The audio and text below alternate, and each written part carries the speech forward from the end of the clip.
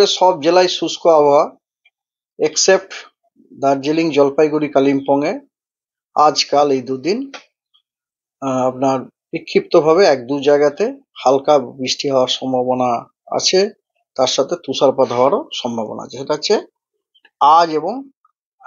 আজ এবং কাল, এই দুদিন মাত্র দার্জিলিং, জলপাইগুড়ি, কালিম্পং। আজকে 3 জেলাতেই আছে, আর কালকে জলপাইগুড়ির সম্ভাবনা কম, খালি কালিম্পং এবং দার্জিলিং এ আছে। আর তুষারপাতটা দার্জিলিং এ হওয়ার সম্ভাবনা আছে, নট অ্যাট কালিম্পং আর জলপাইগুড়ি, ঠিক আছে।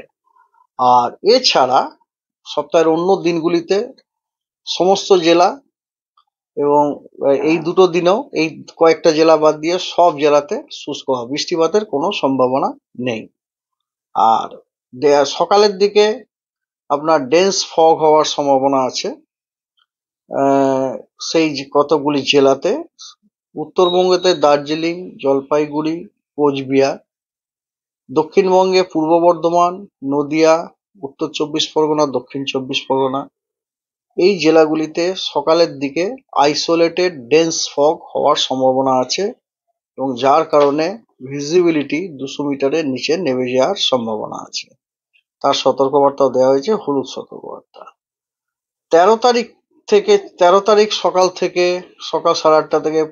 14 তারিখ সকাল 8:30 পর্যন্ত উত্তরবঙ্গের কয়েকটি জেলাতে আইসোলেটেড ডেন্স ফগ হওয়ার সম্ভাবনা আছে। সেগুলি হলো দার্জিলিং, জলপাইগুড়ি এবং কোচবিহারে।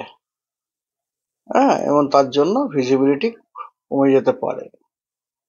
এছাড়া আপনার মিনিমাম টেম্পারেচার আগামী 24 ঘন্টাতে কোনো রকম বড়সড় পরিবর্তনের সম্ভাবনা নেই।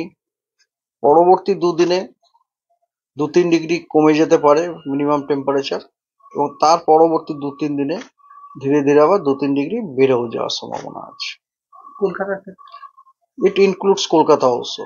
বৃষ্টির কোনো সম্ভাবনা Kolkata? I already told Kolkata is one of the districts of West Bengal. আমি অলরেডি বলেছি পশ্চিমবঙ্গের কোনো জেলাতেই বৃষ্টিপাতের সম্ভাবনা নেই এক্সেপ্ট দার্জিলিং, জলপাইগুড়ি, কালিম্পং, এই দুদিন বাদ দিয়ে, প্রথম দুদিন।